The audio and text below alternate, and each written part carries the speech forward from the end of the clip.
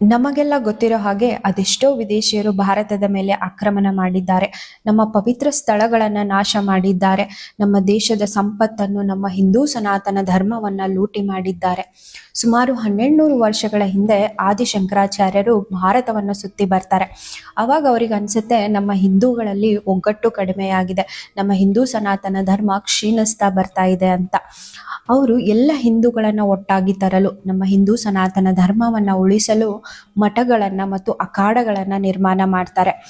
ಎಲ್ಲರೂ ಅಖಾಡಗಳಲ್ಲಿ ತಮ್ಮ ಬಲಶಕ್ತಿಯನ್ನು ಪ್ರದರ್ಶಿಸಲು ಬರ್ತಾರೆ. ಅಲ್ಲಿ ಒಂದು ಭಾಯಿಚಾರ ಬೆಳೆಯುತ್ತೆ. ನಾಗಸಾಧುಗಳು ಇವರು ಕೂಡ ಈ ಅಖಾಡಗಳಿಂದ ಬಂದಿದ್ದು. ನಾಗಸಾಧುಗಳ ಒಂದೇ ಗುರಿ ಹಿಂದೂ ಸನಾತನ ಧರ್ಮವನ್ನ ಉಳಿಸೋದು. 1664ರಲ್ಲಿ ಔರಂಗಜೇಬನು ತನ್ನ ಬಲಿಷ್ಠ ಸೈನ್ಯದೊಂದಿಗೆ ಕಾಶಿ ವಿಶ್ವನಾಥ ದೇವಸ್ಥಾನದ ಮೇಲೆ ಆಕ್ರಮಣ ಮಾಡ್ತಾನೆ. ಅವಾಗ ನಾಗಸಾಧುಗಳು ಮೈಗೆಲ್ಲ ಬೂದಿ ಬಳ್ಕೊಂಡು ಕೈಯಲ್ಲಿ ಶಸ್ತ್ರ ದಂಡಗಳನ್ನ ಹಿಡಿದು ಯುದ್ಧಕ್ಕೆ ನಿಲ್ತಾರೆ.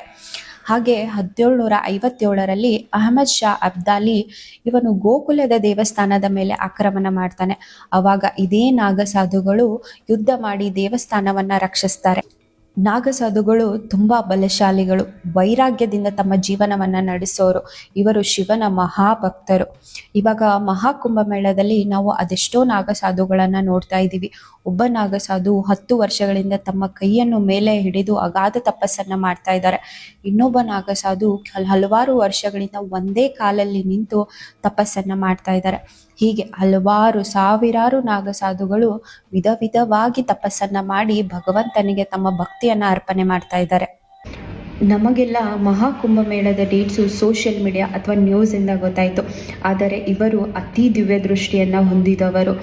ಸೂರ್ಯ, ಚಂದ್ರ, ಬೃಹಸ್ಪತಿ ಅಂದರೆ ಗುರು ಮತ್ತು ಶನಿ ಒಂದೇ ರೇಖೆಯಲ್ಲಿ ಬಂದಾಗ ಕುಂಭ ಯೋಗ ಬರುತ್ತೆ. ಇದನ್ನು ದಿವ್ಯ ದೃಷ್ಟಿಯಿಂದ ಕಂಡು ಸಾವಿರಾರು ನಾಗಸಾಧುಗಳು ಮಹಾಕುಂಭಮೇಳಕ್ಕೆ ಬಂದವರು.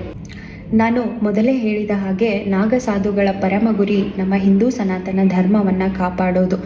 ನಾವು ಸಹ ಈ ಕಾಲದಲ್ಲಿ ಹುಟ್ಟಿದ್ದು ನಮ್ಮ ಹಿಂದೂ ಸನಾತನ ಧರ್ಮವನ್ನು ಜೀವಂತವಾಗಿಡಲು. ಹರೇ ಕೃಷ್ಣ.